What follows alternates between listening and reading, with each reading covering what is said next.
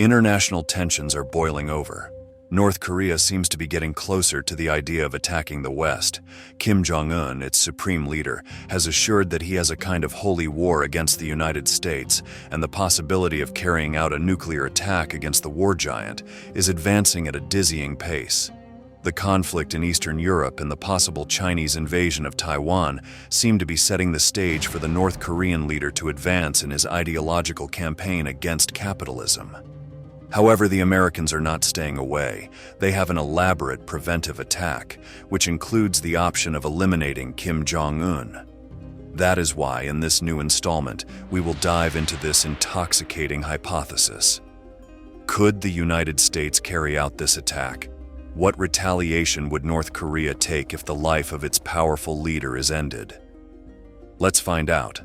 Let's begin.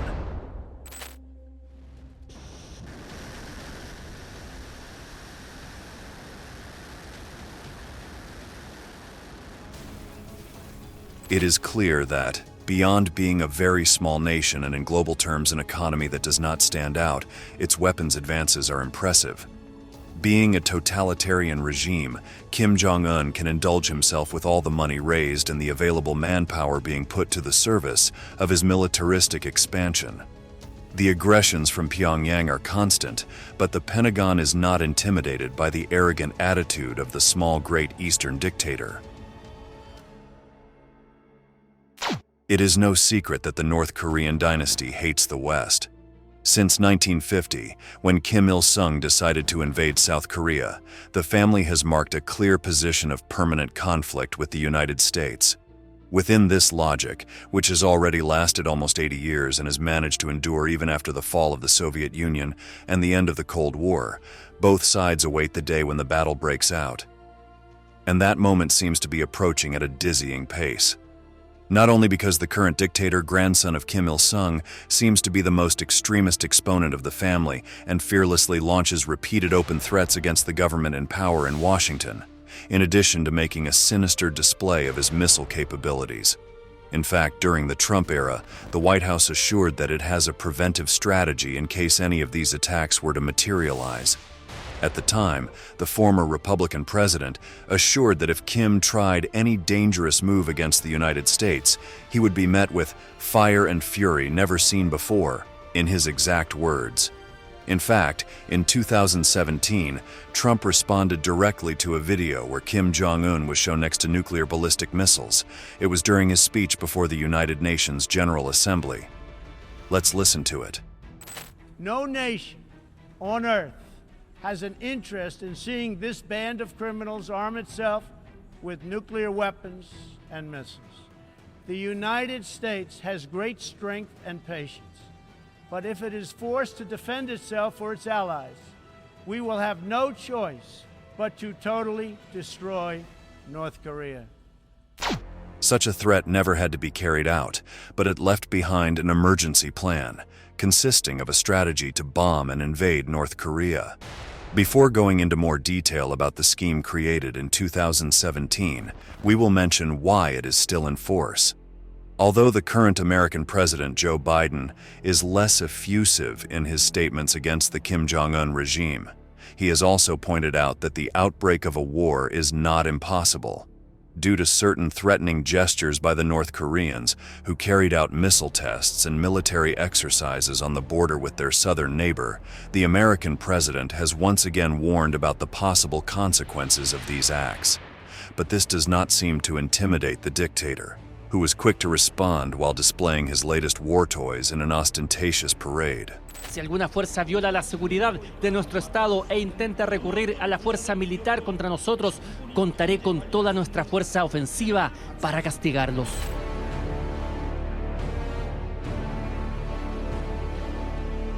All the powers that possess this type of weaponry insist that their existence serves to reduce the escalation of international conflicts. Since the end of World War II, which culminated in the destruction of the Japanese cities of Hiroshima and Nagasaki by 2 American atomic bombs, humanity has avoided such brutal confrontations. But sadly, the new rift that the planet is experiencing between the nations of the West and the East puts nuclear peace at risk in a way that the world has not seen since the end of the Cold War. In 2023, North Korea test-fired the Hwasong-18, an intercontinental ballistic missile with a range sufficient to reach American territory. Let's see the incredible launch in all its splendor.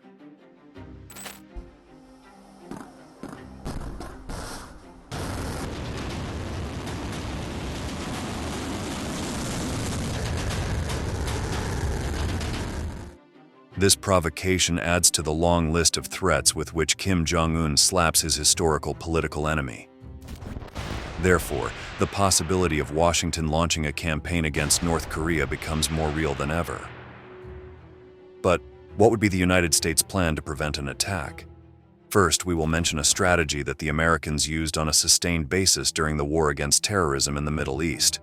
These are campaigns that combine elements of espionage and special operations carried out by institutions such as the CIA, the DEVGRU, the most secret team of the Navy SEALs, and Stealth Transport Corps, such as the Night Stalkers of the U.S. Army. Through this method, the United States managed to find and eliminate jihadist leaders such as Osama bin Laden, Ayman al-Zawahiri, or Abdullah Ahmed Abdullah. Of course, if they decided to finish off Kim Jong-un, they wouldn't do it with the entire dynasty, since his sister Kim Yo-jong is also a fervent warmonger who hates the West. Another big problem that Washington could encounter when following such a strategy is victimizing the dictator, causing other nations to support the Kim family's cause. That is why the possibility of a direct invasion is the most logical path for the Americans. If we review the plan outlined during the Trump era, we will find several striking elements. To begin with, the attack would begin with an intense bombing campaign carried out by the B-1B Lancer. This heavy equipment has a length of 44.5 meters, a wingspan of 41.8 meters, and weighs 86 tons. Its power plant consists of 4 afterburning turbofans that allow it to reach the not inconsiderable speed of 1,400 kilometers per hour. This makes the Lancer a great weapon for launching a coordinated attack against North Korea's air defenses, and would also be useful against one of the primary targets, ground-based nuclear silos.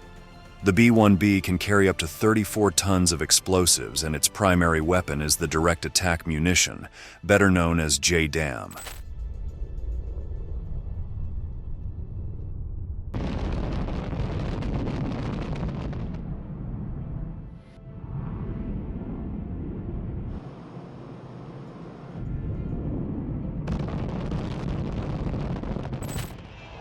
All this impressive explosive power is due to this particular armament, which the strategic bomber uses to devastate its targets. The JDAM is a low-cost but very effective kit composed of free-fall bombs that integrate a GPS navigation system. From small 150-kilogram devices to 1-ton projectiles, the Lancers can rain down fire and destruction on their enemies, fulfilling Trump's promises. Obviously, the Pentagon would never send its bombers to certain death, so it would accompany the fleet with more versatile elements. In the field of supersonic aircraft, the U.S. Air Force would use the F-35 Lightning II, long-distance fighters capable of acting as snipers, and especially good at breaching anti-aircraft turrets or radars, thanks to their stealth capacity. Another element that could prove very useful are the B-2 Spirit bombers, which already served during the Yugoslav wars, but have such a high operating cost that they may be used as a last resort. As always, the F-15E Strike Eagle and the F-16 Fighting Falcon that are still in service would complete the strike force. These fighters have starred in all the conflicts in which Washington has been involved since the Gulf War until today, and it is strange to imagine that they are not at the forefront of an air raid against Kim Jong-un. On the other hand, South Korea also has a well-stocked fleet of these planes, which would give the United States the possibility of having the elements without the need to transport them to the Korean peninsula. If logistics allow it, a coalition between Washington and Seoul could have the B-52 Stratofortress, the Titans of the air. These subsonic strategic bombers not only have the ability to deploy nuclear warheads, which would intimidate the North Koreans, but can also be devastating at short range.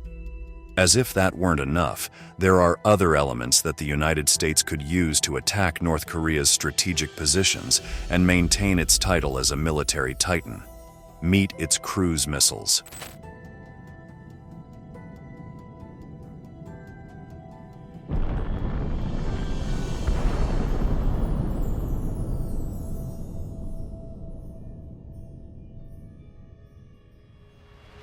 These are powerful projectiles that carry 453 kilograms of high explosive. With a size that varies between 5.56 and 6.25 meters, depending on their configuration, these lethal cylinders can travel a maximum distance of 2,500 kilometers at a speed of 880 kilometers per hour. But they are not only extremely destructive, capable of obliterating any defensive structure, no matter how reinforced it is, but they also have another very practical quality during combat. Once fired from a cruiser or destroyer, they travel at a very low altitude, almost at sea level, to avoid detection by radars or anti-aircraft systems. Intercepting one of these missiles is not impossible, but it is certainly quite complicated. Currently, the United States has a dozen attack ships prowling near North Korea due to the alliance with South Korea, Japan, and the concern about a conflict in Taiwan. Both the cruisers and destroyers of the American giant could launch a devastating attack with these projectiles against the North Korean coasts, thus opening the way for the planes. But with a purely offensive posture, it would not be enough. That is why Washington would also send a fleet to defend its military assets, and this is where the Aegis combat system comes into play. With 71 Arleigh Burke-class destroyers equipped with this intricate defensive shield, the Americans are able to extend an efficient network of detection and interception of enemy projectiles and aircraft. Aegis uses RIM-174 missiles, also known as SM-6, which are launched vertically and are designed to hunt down and destroy any flying object that is detected by radars, including ballistic weapons at all ranges. It is hard to imagine that the United States would not try to lay siege to North Korea with its powerful navy, using both the aforementioned destroyers and its new aircraft carrier, the USS Gerald R. Ford, accompanied by the classic Nimitz-class Titans. But if all this were not enough, the Pentagon has a last resort to destroy North Korea, although its cost may be very high.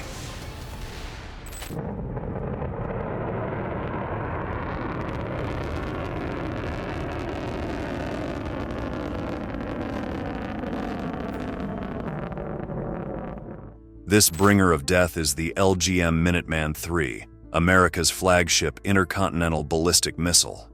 It is a guided projectile with an effective range of 12,000 kilometers, carrying a MIR-V multiple warhead with three 350 kiloton warheads. To give you an idea, the Fat Man bomb that devastated Nagasaki at the end of World War II had a detonation power of 21 kilotons. A single Minuteman is equivalent to the destructive power of 50 of these primitive atomic bombs. In the worst case, Washington could use one of these missiles to completely eliminate the threat from North Korea, although this could also represent the end of America itself. The situation regarding weapons of mass destruction is particularly sensitive in recent times. If the Americans were to use a nuclear missile to stop a possible escalation by Kim Jong-un, nothing could ensure that other powers such as Russia or China would not do the same, taking that attack as a precedent. In fact, as late as 2023, Vladimir Putin threatened to use his atomic arsenal to prevent NATO and the United States from getting involved in the Ukraine war, a deterrent strategy that was more than effective. The cost of eliminating the Kim dynasty by annihilating the entire North Korean people in the process could lead to a third world war, which would change the destiny of our planet completely. Thank you very much for following us to the end. If you liked our content, don't forget to like the video and subscribe to our channel. See you next time.